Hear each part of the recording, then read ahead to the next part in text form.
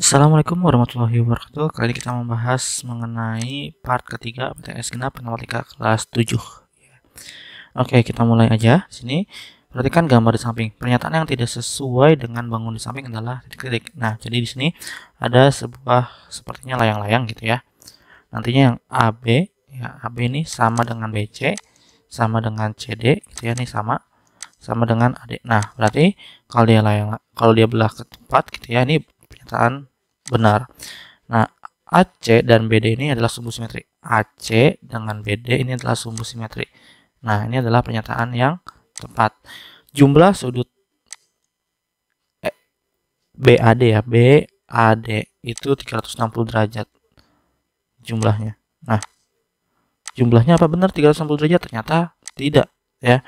Dia tidak 360 derajat sekalipun nantinya dia dihadapkan karena dia masih kurang dari 360 derajat gitu ya. Maka jawaban yang tepat adalah option yang C gitu ya. Oke.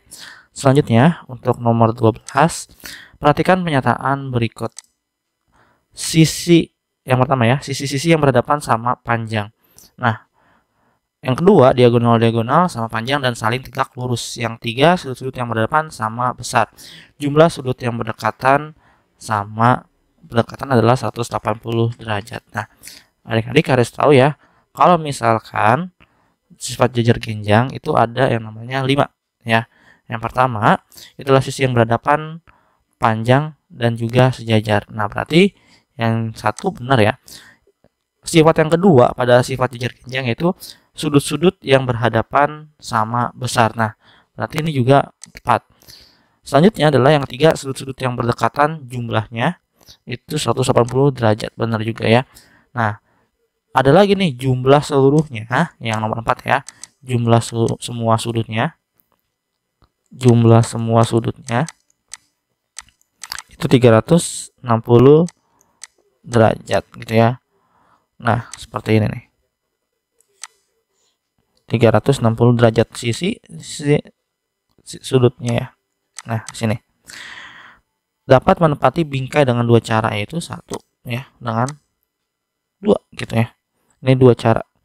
Duanya itu ntar dilipat lagi ke atas gitu. Nah, jadi kalau kita lihat cek yang benar adalah 1, 3 sama 4. 1, 3 dan 4. Opsi yang tepat adalah yang C ya. 1, 3 dan 4. Oke, kita lanjut lagi ke nomor 13. Nah, 13 ini kita harus lihat terlebih dahulu satuannya ya. Sebuah lantai berukuran 2 meter dikali 3,2 meter akan ditutupi ubin berbentuk persegi. Nah, ini kata-kata kuncinya nih. Persegi ukurannya segini ya. Dengan ukuran 20 ya cm. Nah, berarti semua lantainya, jadi ada lantai gitu ya. Ini panjangnya 2 dikali 3,2 gitu ya. Ini meter. Nah, ubinnya itu 20 kali 20 gitu. 20 cm ini 20 cm. Berapa sih yang diperlukan gitu ya. Nah, makanya kenapa yang pertama itu 2 meter dikali 3,2 meter itu kita rubah terlebih dahulu ke cm. Nah, rubah dulu ke cm dari yang awalnya meter, berarti kan 200 meter ya. 200 cm dikali dengan 320 cm gitu ya.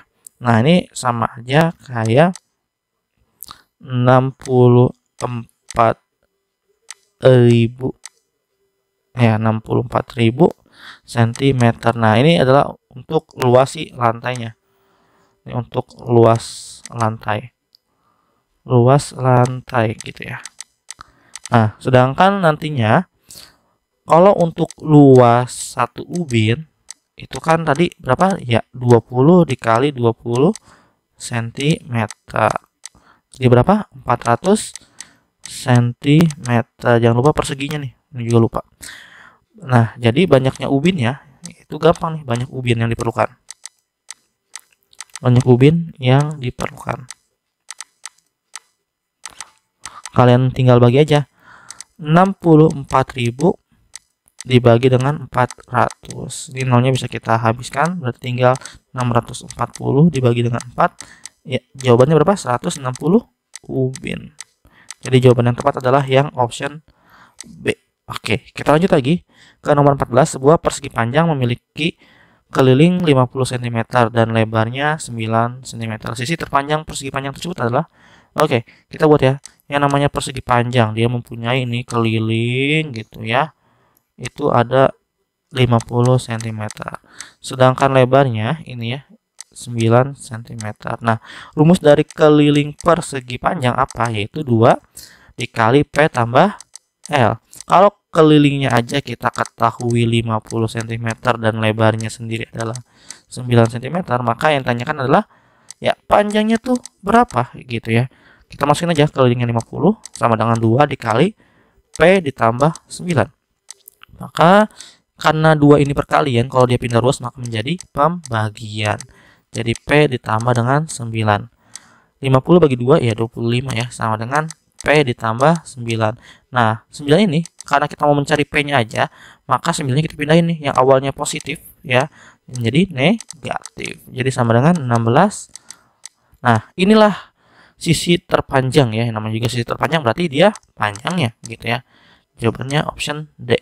Oke, kita lanjut lagi. Ini agak sedikit tricky, tapi lumayan kita bisa pekerjakan ya. Dua persegi masing-masing 4 cm dan 3 cm saling bertumpukan. Anggap aja ini 3, ini 4, ini 3 ya. Ujung dari persegi panjang kecil itu berada di pusat persegi panjang. Nah, berarti ini di pusatnya gitu ya. Perpotongan antara dua diagonal.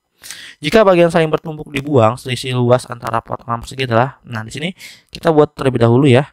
Luas arsiran yang pertama. Nah, di sini kita lihat dulu gambarnya nih. Selisih.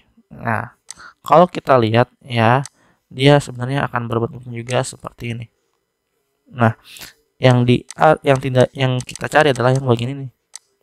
Bagian itu berapa ya? Udah 1/4 dari luas yang pertama. Nah, makanya kenapa rumusnya adalah 1/4 S kuadrat dikurang 1/4 S kuadrat. Nah, oke. Sama dengan 3/4 S kuadrat. Sama dengan berapa? 3/4 dikali S-nya tadi yang pertama adalah yang si 4 ya. 4 dikuadratkan. Maka sama dengan 3/4 dikali 4 dikali dengan 4. Ini coret tinggal 3 dikali 4 ya 12.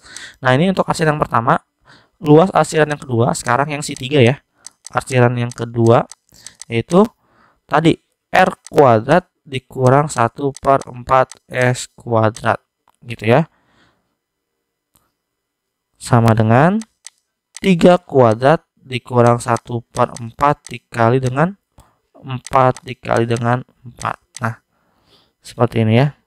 Oke, jadi sama dengan coret, ini coret, tinggal 9 dikurang dengan 4/4 ya.